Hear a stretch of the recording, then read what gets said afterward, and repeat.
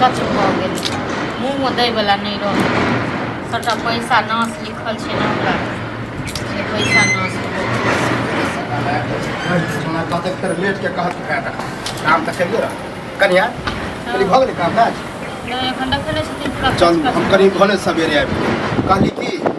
खाना ना तक नहीं बनेने खाना बनेले वह तो ठीके है कहली कि आज हमरा माछ खाए के मन कते दिन से तो बनले हन माछ कनिया मंगा छोरा के फोन तन क दियो आ घर में तक माछ कतऽ से दे पैसा माछ मांगे में ए हटिया जाय लगल है हटिया पर उ जिंदा जिंदा देखली हम जखन कहै छियै जे मुर्गा खाएब तखन तऽ नहीं आने छथिन माछ हां मुर्गा हम खाइ छियै माछ हम नहीं खाइ छियै ना तब ओइ दिन केना कहने रहियन तक नहीं कहलखिन नहीं मुर्गा नहीं एते माछ के तो मुर्गा कोई खाए वाला चीज है मुर्गा खाए वाला चीज है माछो खाए वाला चीज नहीं छै जे खाइ छै ओकरा लेल ओ होइ छै खाए वाला माछ त आइ छै हमर बापे दादा खाइ हमरा घर में मुर्गा कहियो बनले नहीं अब अहाँ खाइ छियै त आबे पर जी खिया तक लबर करैत रहै छन हां जना रोज खिया दै सब कहै छियै रोज खिबै छियै दै छथिन कि रुपैया पैसा दै छथिन कमे खटे क हरदम माछ खाबै रुपैया पैसा दीती तो हम कहबो नहीं करते हम ही खरीदिए के आनती रहे नहीं छै पैसा रुपैया ठीक छै न माछ बना दियन माछ जखन हम कहबै तखन हिनका सबके आगि लागि जाय बुढ़ारी के शरीर कनी मन भ गेल आइ छी काल्हि नहीं छी कोई ठीक है कखन हम टाने के जेबै काल्हि तक मन लागले रहै छै चले के जेता काल्हि छोड़ा है गेले हमरा कोन कहि के गेलन हमरा पता कतऽ गेलन फोन करियो कहियो हमर नाम कहियो तुरंत आन हमरा फोन में नहीं बैलेंस हम नहीं फोन करै छी अच्छा हम फोन रखै छी हम करिए मतलब करथुन लोग से जाओ मांग के करो हम क्या करबन फोन कथुन आनै ले एतै त अहाँ कहि देबै यह कहै आल छलै ओना फिर लेट भ जाय त अहाँ के जब नहीं बनते बना ले न त बड़का बवाल करबे अगर माछ आबि गेलै त ठीक छै ना मुर्गा एतै लेक हां जब एबे करते त मुर्गा एतै माछ नहीं एतै तेते ओहो दिन माछ खाइ हमरा नहीं माछ में कांट होय छै हमरा गड़ जाइए नहीं होइए खाय हां त बिना कांट वाला माछ हमरा नहीं हमरा माछ खाए के नहीं है नहीं खाए के है तो मुर्गो नहीं बनते आज दिन से नहीं मुर्गा खेबे और नहीं माछ हां त नहीं बना कुछ नहीं कहियो नहीं हमरा खाए के मन है त क्या नहीं खाए नहीं त बुढ़बा के खाए के मन है तो लीलो क केना दिन लीलो क दने छथिन से बिसरि गेलखिन अपने सब परेस के जे खाइ गेलखिन से एते बात अहाँ कहै छी हम नहीं खाइ छी त नहीं हां त इहो त नहीं त कहै छी नहीं खाइ छी इहो नहीं खा तो हां त कहली त नहीं मुर्गा घर में बनते आ नहीं मछली हमरा कहियो मन हो त हम अपन जाय छ भात दाल चोखा बना देले जे खाइ के देखे के खाइ के फेक दे दाल भात चोखा के नाम लेब तखन दोसर दिन तक आबि गेल छी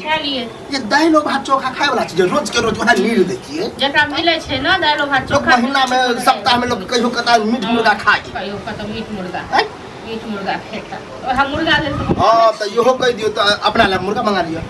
हां हमरा ले कहियो मछली छोड़ो तो माछ खाए ने ओते पैसा छै ना पैसा रहते झिमकी डरबे छै पैसा नहीं है बुढ़वा से समय कमाई ने त टेच में एकदम रुपया पर रुपया गड्डी के गड्डी सब दिन माछ खाइ छले सब दिन मोसे खाइ छले उसिन के बुढ़वा देख छ बहस के हमरा साथ है